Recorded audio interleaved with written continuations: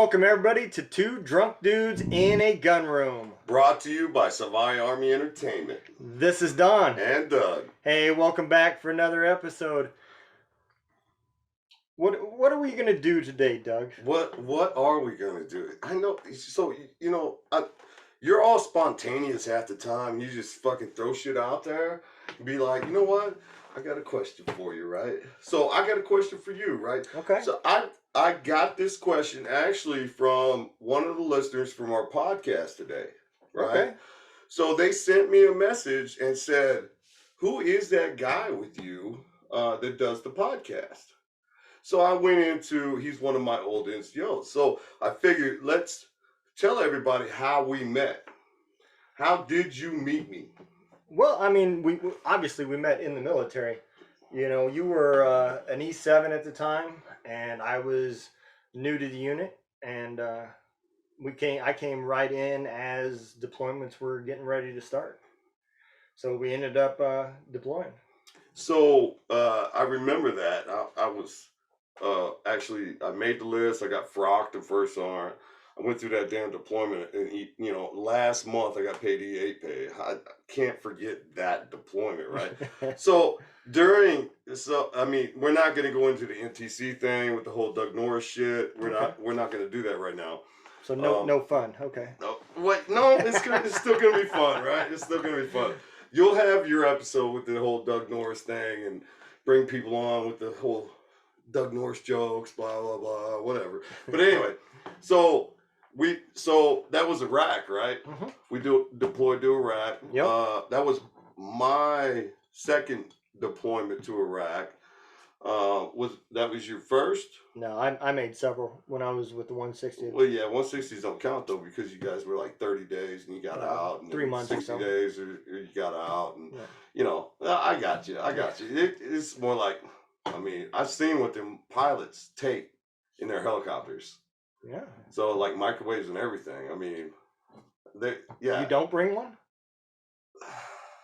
Anyway, so tell me about your awesome experience in Iraq, right? So like, I mean, I took care of you in Iraq, didn't I? You did. I mean, Uncle Sam and the molesting nephew. Yeah, you took great care of me. I left the country being told I was going to Al Assad until we went to Al Assad. Yeah, long enough for you to put me in a convoy to Ramadi. Which, by the way, there's nothing there. We cleared those buildings for you, though. Yeah, they were clear. We cleared them and said, here you go. This is where you guys will reside. You forgot about the rats. You didn't clear them. They were too small. We didn't have to worry about them. They weren't carrying guns. They were carrying stuff out of the building, but they weren't carrying guns, so we didn't have to worry about them, right? Right. So, I mean, they were big as Blanchard, so... Yeah, he was like 4'11". How do you get in the Army? I honestly, I wondered that myself. I mean, there's a height requirement. I thought the height requirement was like 5'2", or maybe it was like even 5 feet. I don't know how he would have made the minimum weight either. He must have had platforms on or something. He was like fake heels or some shit. Well, that was time of war, so they were kind of desperate. So anyway, we cleared those buildings. We gave them to you, and my whole mission for you at that time was set up a Jiffy Loop, right, for convoys passing through. Right. So was that tough? Was it rough, or what was the hardest part about setting up the Jiffy Loop that I wanted? You should have seen my face expression when I hit the ground, and they took me to what they were calling their motor pool. It was literally a container and a tent. That is all that was there. 3 civilians, and that was it. And I get there, right? There's one guy in charge of the 2 civilians. No military soldiers. No tools. You mean civilians? What are you talking about? They were KBR workers. KBR. Okay. All right. So they literally didn't even have tools. I mean, everything that they had got, they had been going around to motor pools asking to borrow stuff just to be able to work on things to justify a job, you know. And when you guys decided that we were going to use this as a basically a relay point, so that when the vehicles came here, we would do the repairs, get them back going, and they could move on to the next location. Um, at that point, I knew that the place that we had was not sufficient. It was not going to work. One, just the location of where it was in comparison to where the convoys came in. Mm-hmm. Yeah, yeah. So I went around and there was a building that was abandoned, and they had been using it for redeployment staging. Uh-huh. So literally, I mean, once a year that building got used, you know. And so what we did is I took that building over and we set up an actual shop. It had an overhang. We put some containers out there to start securing tools, and then at that point it was about, you know, tactically acquiring sufficient stuff to work on it. I remember you were like, because I mean, you were how many clicks from Fallujah? Oh man, you know, in distance it wasn't that far, but it was literally an hour and a half drive, sometimes 2 hours, depending on just which gate you went out. Oh, I got you. So if you went out the gate we were supposed to go out, which took you around the whole city of Ramadi and then back across over to Fallujah, it was hour and a half, 2 hours. Because I remember you asking one time, you were like, well, because I left you with I left you with just a handful of people. Yeah, Right? I had three mechanics plus Blanchard, and he had one other guy. Didn't I give you a cook or something too? No. No, you gave me a 92 Alpha that has never done anything with PLL and was coming from the SSA. 92 Alpha. Yeah. All right. Well, I mean, I remember a question was like, what about guard duty, right? Who's going to pull our guard duty? And I was like, don't worry, you'll get enough operators here soon enough. And that's when I got in the truck and I left you there. Yeah. Yeah. And you made sure to come back and check on us, like, after everything was set up. And you had guard duty by then too. We had guards. Yeah. Absolutely. You had enough broken down shit where the operators were pulling guard for you. You know, it's crazy how big that point got. Right. I mean, from the time that we started all the way to the time that we walked away from there, we had grown from the 3 civilian contractors to 6 civilian contractors. You gave me one more soldier. That was awesome. Well, I took one from you too because he left his weapon or some shit. He left it on the convoy and it went back to Al Assad. So you Yeah. brought him back to the weapon instead of bringing the weapon to him. And then you took another one that was there 24 hours and was already huffing fucking dust off. Oh, huffing. Yeah, he was huffing. It was a generator mechanic. What was he huffing? Spray paint or No, some it was shit? dust off. Oh, it was dust. Oh, The it was dust off. cans. He passed out, right? Yeah, Yeah. Officer just cut his hair, his own hair, and he went in to ask that soldier if he could look at the back to see if he got it. And he was unconscious in a chair. I remember now. Yeah. Yep. I don't know the dude's name, but yeah. I don't remember his name either. Because, like, we had a bunch of people that were getting sick and passing out off of. They take the spray paint and they put in this paper bag and they would huff it. Yeah. And they were just like they were dropping left and right. And then you bring me this dude saying he was huffing canned air, and then it became a controlled item over there. Yeah. Yep. Like, yeah, absolutely. Like you had to be a certain rank to go get this canned air in the middle of a desert where there's nothing but dust. Yeah. Yeah, and I never understood. I mean, he was literally there. Like, I mean, you had people that were afraid. I mean, there was like people that were just telling you, don't send me to Ramadi. Yeah, I mean, they were afraid to come. That 92 Alpha that you all sent us, you know, I'm telling you, any boom, and he was in tears. So didn't you have some of the Iraqi army there. There was a base next to us. That Yeah, they was were making some weird shit too, weren't they? Like spark with the that was in popcorn Fallujah. machine. Yep. So part of the mission, right, was to. Everybody's like popcorn machine. What Yep. the fuck? They were to teach logistics Right. to the Iraqis. Right. Right. So when we went to Fallujah, which we went twice a week, we would take our junk, the shit we didn't want, Right. Garbage, And just give it to them. and just give it to them. There you go. And they would make shit out of us. Well, I don't know who brought it to them. They brought it to them before we got there. And when we walked in, they had this movie theater popcorn machine. They were using it to test fuel injectors. Right there you go. Yeah, yeah, So yeah. they had a rack up where It was almost like a fucking cutout engine, almost. Yeah. You know? They took a little spot where the popcorn used to be up in that part, Yep. and they hung a fuel rack up there with the injectors, and they used the pump from the grease to circulate diesel through it. And yeah, absolutely. Wood and I thought that was pretty fucking cool, actually. it was cool. I mean, some of the Iraqis were decent, okay. I mean, as long as you didn't, piss them off or disrespect them or blah blah blah. But anyway, I thought that was pretty cool. How that happened, though. Yeah, I'll tell you, one of the biggest differences, right, was that colonel did not want anything to fuck up the ties between us, because we were bringing Humvee parts and everything else, and he was selling them out the back door. Oh, no shit? Oh, yeah. No, yeah, I didn't absolutely. know that. Yeah. I mean, we would argue with him and say, look, you got to look at your units, and the ones closest to the battlefield have the highest priority. So if you got a unit back here ordering an engine, and a unit on the front end lines ordering an engine, the one on the front lines gets it first. I got you. Right? Well, it went to the highest bidder, and miraculously the document number would be hidden and couldn't figure out where it went to or how it got lost or whatever, right? So the other part that he was real big on was security.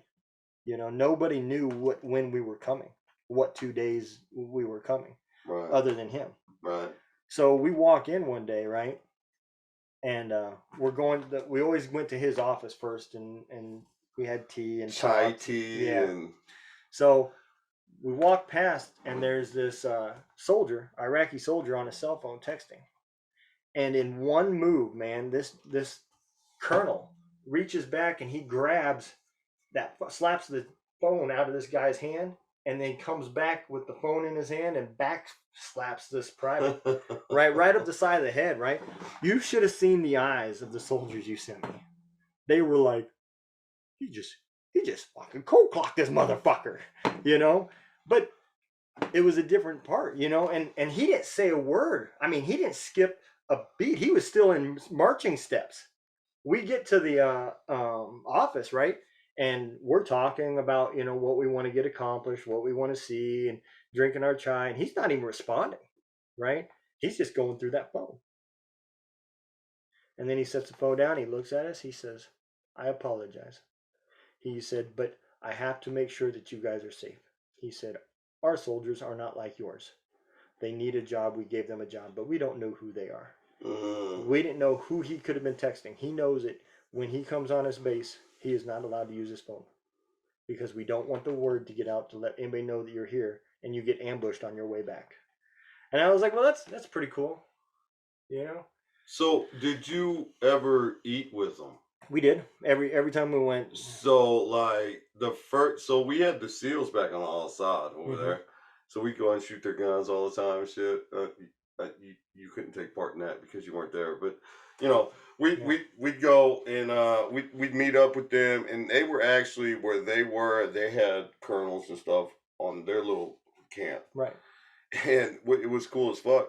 We go over there, after shooting guns with them and everything. Sorry. But we would go over there and we would have the chai tea. And I'm just not a chai tea guy. Hot tea is not my thing. Well, I went through it though. And then they would take us in this room, and they had this line of just tables, right? Just one line. And then they would bring this food in, and the bread was Yeah. They had fish on top of this bread, rice, and all sorts of stuff. Yeah. That's And you're most looking common. at That's it, usually what we had and too. like we're on one side of the table, Iraqis are on the other side of the table, and it's just we're looking at it. I'm the first time I was looking around like where's the plates and shit at kind of thing, you know? Right. And then all of a sudden, you know, the colonel's like, eat, you know. And so we dug in, or we watched them first because I was like, you know, I'm still looking for plates and Yeah. shit. They use their bread like And a they, spoon. yeah, man, they started just going in there with their hands and shit, and I'm just looking around going, Looking to see if it was left or right. all right, never had this before, but let's see what's going on. And I was just like, this is my section. Don't nobody touch my square, kind of thing. You know, it's just like, get your fucking hands, Captain, Commander, stay away from my square. This is my food. But that shit was good as fuck. It was good. But what killed me was, so after we got done eating, they got done eating. We would go smoke cigars after that. So Right. we left. Well, we started to leave the room, and they signaled something. Next thing you know, the soldiers came in and finished what we didn't finish. And I'm like, is that like all they get to eat or what? I was just like, Yeah. what's going on here, kind of thing. But yeah, they don't get treated the same way that American soldiers get treated. it was crazy, man. It was really it was different. My it was highlight was different. while we were eating with that nice place you sent us. Uh-huh. I was stuck watching 80s MTV Pollution's videos. not that bad. You know, we had soldiers shooting each other on that base because of the living conditions. I don't know that I could have made it another year there watching those 80s I MTV bet videos. it would only take 6 of those rats to pick Blanchard's bunk up with him on it and carry him out in the middle of the night. It wouldn't have taken that many. They were definitely special forces.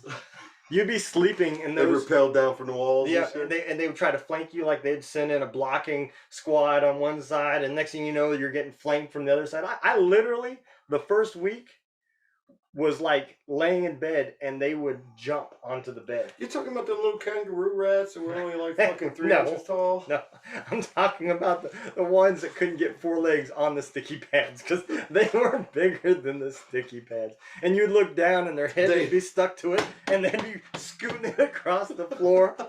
Yeah, no, we didn't have the Al-Assad rats. We had real fucking rats. All right, I was just checking, man. I was just checking. But so after all that was said and done, though, we redeployed, right? Mm-hmm. And then I got transferred. I was actually, you know, getting paid E8 at that point. I got transferred when I got back to 315 Infantry. Remember that? Yep. Oh, how can I And forget? I pulled you aside, and you really did not want to fucking do it. And I had to like fucking plead with you.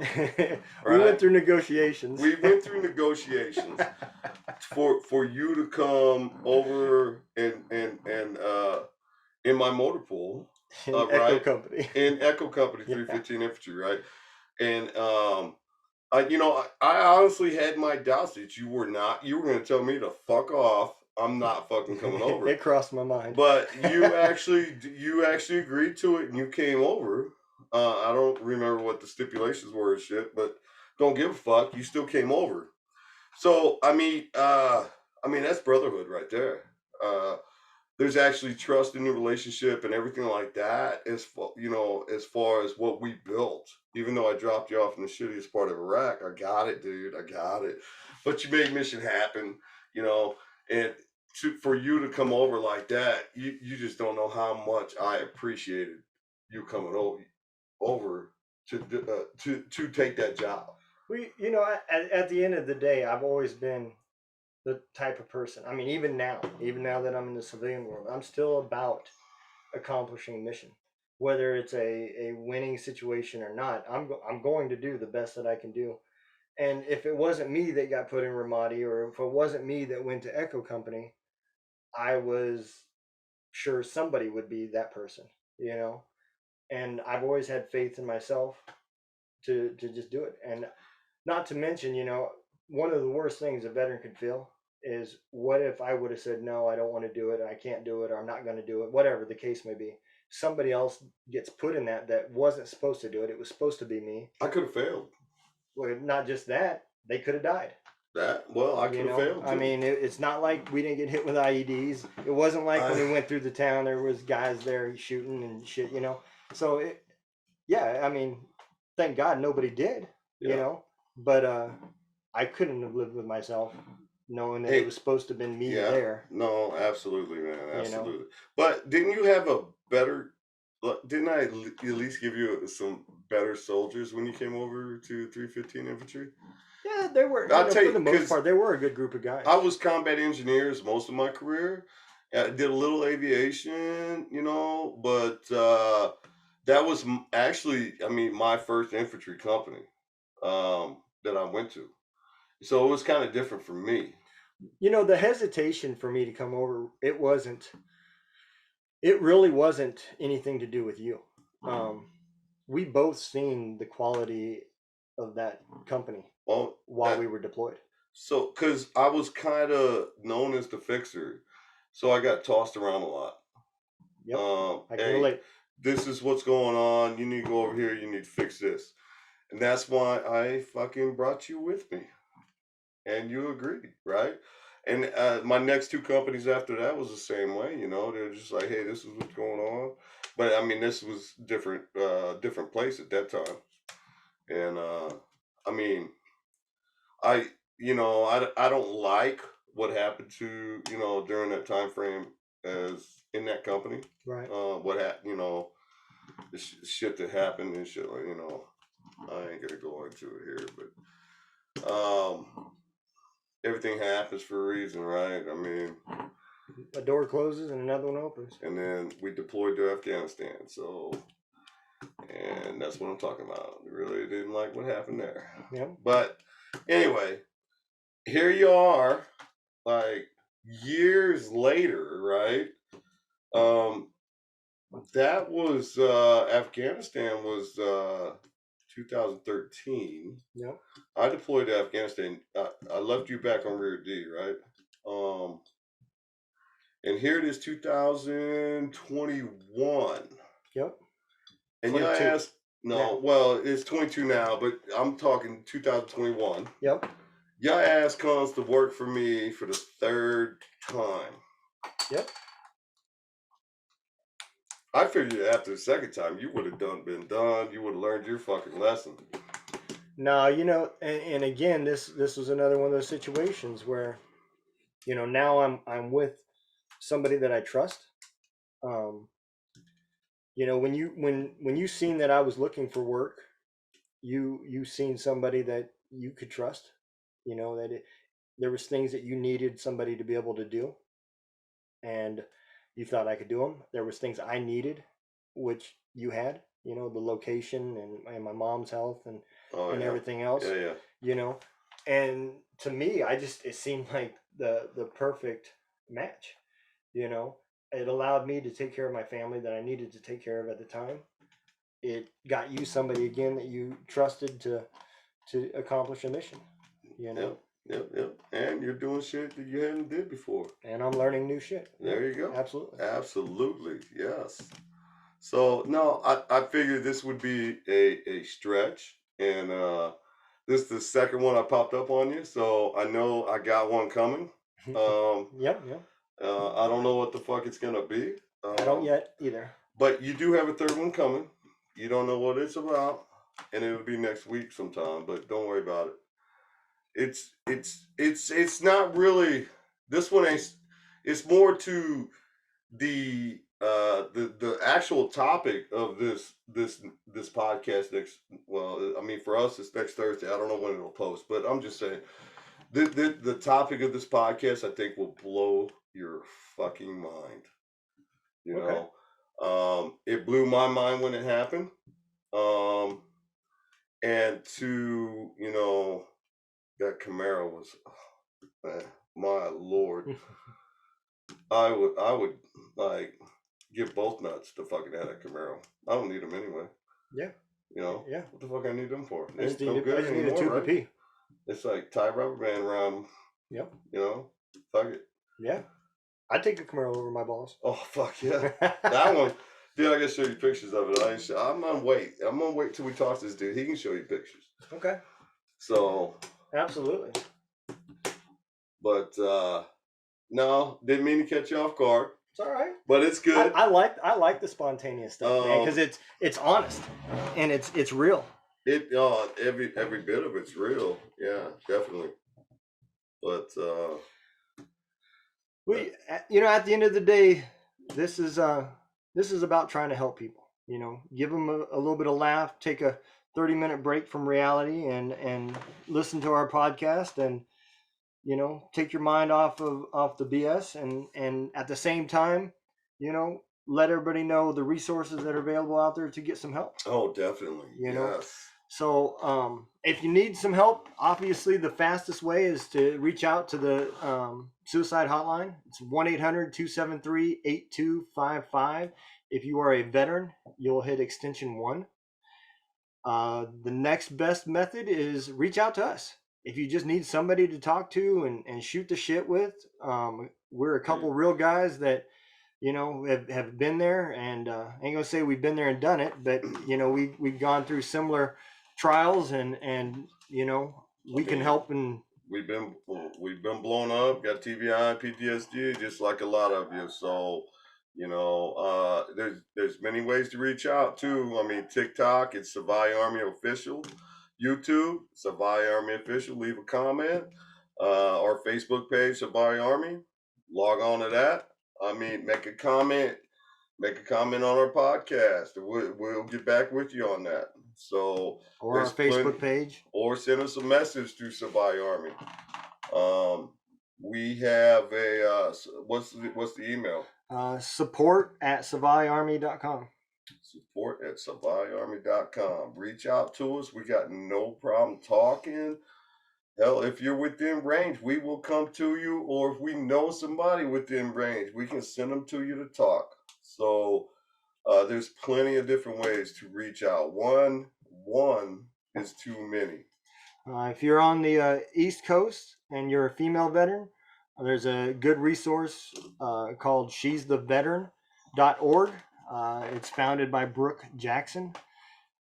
If you're on the West Coast, there's Chief Rathburn's organization, leavingthesideline.org.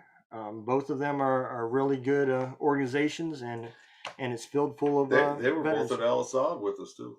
Yep, they were. I'm just saying. Yeah. You say us like I was in Al Assad. Appreciate that. You were at Al Assad for like a week. Yeah, I appreciate it. Hey, we appreciate you guys listening, man, and the downloads and the conversations we had. It means the world to us. You helping us grow will help us help others. So keep the downloads coming. Subscribe. Check us out. Take care. See you later.